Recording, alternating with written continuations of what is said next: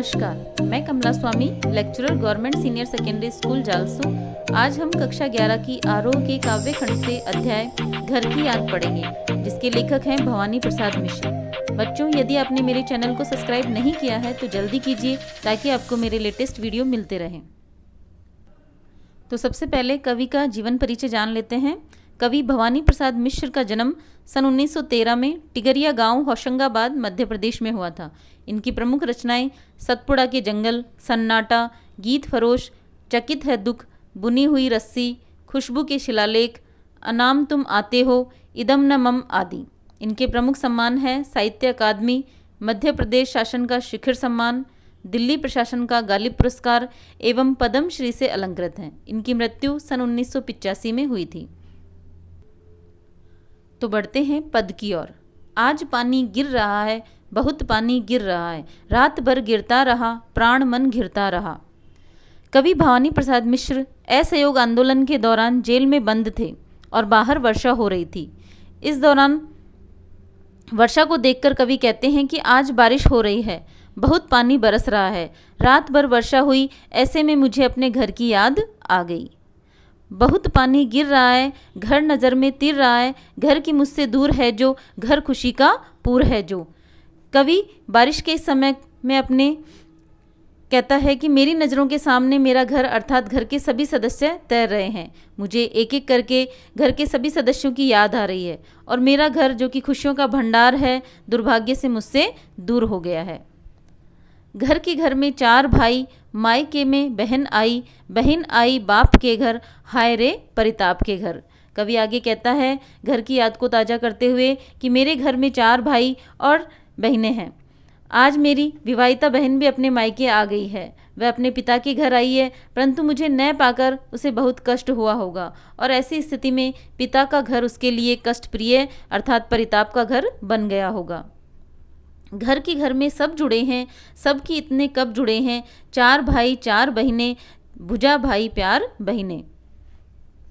कवि आगे कहता है कि मेरे घर में चार भाई और चार बहनें हैं। मेरे घर के सभी भाइयों में घनिष्ठ प्रेम है, जिसके कारण वे एक दूसरे से बंधे हुए हैं।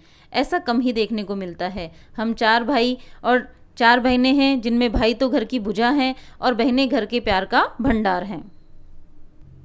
और माँ बिन पढ़ी मेरी, दुख में वह गढ़ी मेरी, माँ की जिसकी गोद में सिर, रख लिया हो दुख नहीं फिर। कवि आगे कहता है कि मेरी माँ बिना पढ़ी लिखी है और वह मेरे दुख में डूबी हुई है, क्योंकि मैं जेल में कैद हूँ। मेरी माँ ममता से परिपूरित है। एक बार उसकी गोद में सिर रख लूँ तो फिर कोई दुख मेरे पास नहीं आ सकता। माँ की जिसकी स्नेह धारा का यहाँ तक भी पसारा, उसे लिखना नहीं आता जो कि उसका पत्र पाता।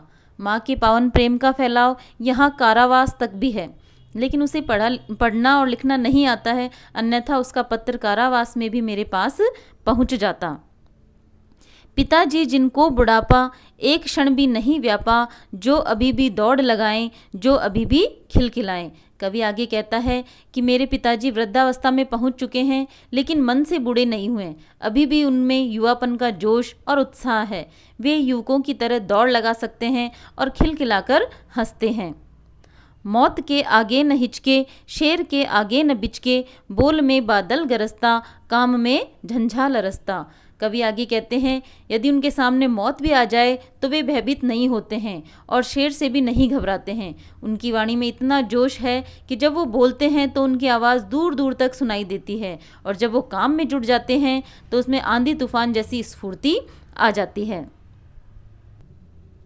आज गीता पाठ करके, दंड 260 करके, खूब मुगदर हिला लेकर, मूठ उनकी मिला लेकर। कवि पिता को याद करते हुए कहता है कि मेरे पिता ने प्रतिदिन के नियमानुसार आज भी गीता का पाठ किया होगा और 260 दंड बैठक लगाई होगी और अपना मुगदर घुमाया होगा और दोनों मुगदर की मूठ मिलाकर उन्हें यथास्थान पर रखा होगा।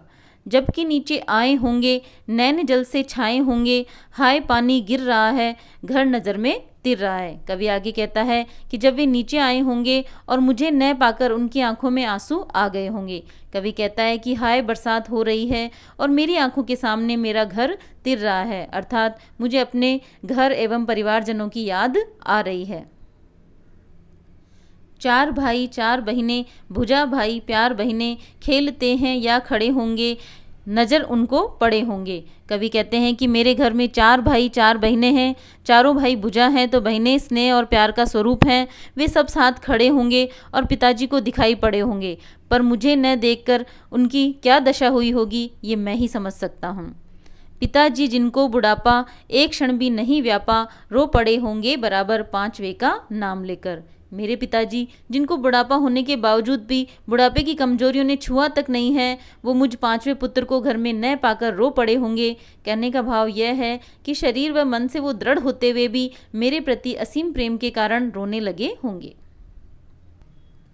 तो ये था हमारा आज का अध्याय। शेष पद हम अगली वीडियो में पढ़ेंगे। धन्यवाद।